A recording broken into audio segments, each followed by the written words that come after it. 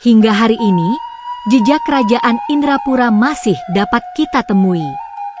Mulai dari Cap Mahor, stempel Kesultanan Indrapura, masjid-masjid, hingga Al-Quran dan naskah-naskah kuno yang menjadi saksi bisu sejarah panjang kerajaan ini. Di istana lah para sultan dahulu memimpin, bermusyawarah, dan menggelar upacara adat. Bangunan ini bukan hanya simbol kekuasaan, tapi juga simbol warisan budaya yang masih dijaga oleh masyarakat Indrapura hingga kini.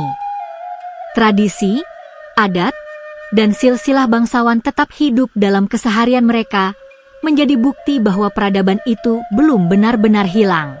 Pada masa kejayaannya, Indrapura menjalin hubungan dagang dan diplomasi dengan berbagai kekuatan besar, Kesultanan Aceh, Banten, VOC, bahkan Inggris.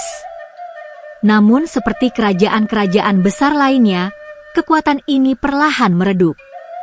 Persaingan ekonomi, intervensi kolonial, dan konflik internal mulai menggerogoti kedaulatan Indrapura.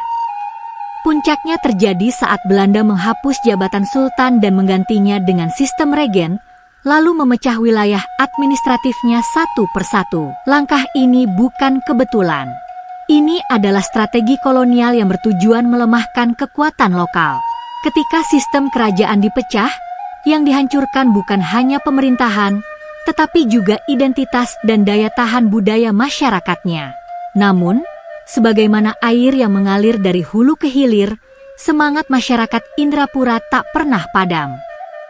Mereka masih menyimpan kisah tentang sultan-sultan mereka, membacakan naskah-naskah warisan, dan menjaga situs-situs bersejarah sebagai pengingat bahwa mereka pernah menjadi pusat kekuasaan, ilmu, dan peradaban.